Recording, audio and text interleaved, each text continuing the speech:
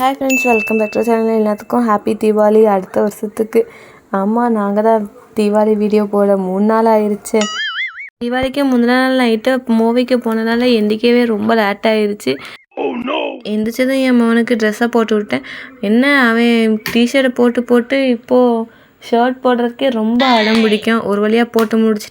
எங்கள் ஊரில் சஷ்டி விரதத்துக்கு யாருமே ட்ரெஸ் போட மாட்டாங்க. தீபாவளிக்கு ஒரு நாளுக்கு முன்னாடியே கொடியறதுனால தீபாவளி ட்ரெஸ் போடக்கூடாது, எண்ணெய் தேய்ச்சி குடிக்கக்கூடாது, நான்வெஜ் தேவைப்படக்கூடாது அப்படிங்கிற மாதிரி எங்கள் ஊர் ஏரியாவில் சஷ்டி விரதவங்க இருக்கவங்க இருப்பாங்க. நம்மளும் சஷ்டி விரதம் இருக்கனால இதெல்லாம் பண்ணவே இல்லை. நம்ம பழைய ட்ரெஸ்ஸை போட்டு தீபாவளியை கொண்டாடியாச்சு. நம்ம குட்டி இளவரசருக்கு புது ட்ரெஸ்ஸை போடையில தான் எங்கள் அம்மா சொன்னது ஞாபகம் வந்துச்சு. தீபாவளிக்கு அம்மா தீபாவளி ட்ரெஸ்ஸை போட அப்படின்னா நீங்கள் போடுறதே எனக்கு போதும் அப்படின்ட்டுருவா. அம்மா சொல்கிறதுக்கு அர்த்தம் இப்போ தான் புரியுது. நமக்கும் நம்ம குட்டி இளவரசர்களுக்கு 2 பேத்துக்கும் ட்ரெஸ் வாங்கி விதவிதமாக போட்டு ஃபோட்டோ எடுக்கிறோமே தவிர நமக்கு ட்ரெஸ் போடணும்னு தோணவே மாட்டேக்கு.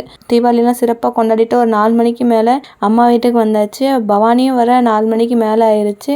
ஓகே, வீடியோக்குள்ளே வரலாமா? நம்ம 4 மணிலேருந்து வெடி போட்டுக்கிட்டே இருக்கையிலே நல்லா மழை பெய்யறனால இருட்டிருச்சு.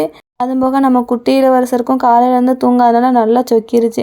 சரிவா, அவனை தூக்கி வெடியை போட்டுரும் அப்படின்ட்டு தூக்கி வெடி போட்டதுக்கப்புறம் கொஞ்சம் முழிக்க ஆரம்பிச்சிட்டான். அவனே கொஞ்சம் கொஞ்சமாக வெடி போட ஆரம்பிச்சிட்டான். வெடி போட்டுகிட்டே இருக்கையில என்ன மழை வந்து கெடுத்து மூடிருச்சு. அதுக்கப்புறம் ஓகேன்ட்டு வான வெடிக்கையோட லாஸ்ட்டாக முடிச்சுட்டு அவ்வளோதான், வீட்டுக்குள்ளே போயாச்சு. இந்த வருஷம் எங்கள் வீட்டில் தீபாவளி இவ்வளோ தான். உங்கள் வீட்டில் தீபாவளி எப்படி கொண்டாடினீங்க?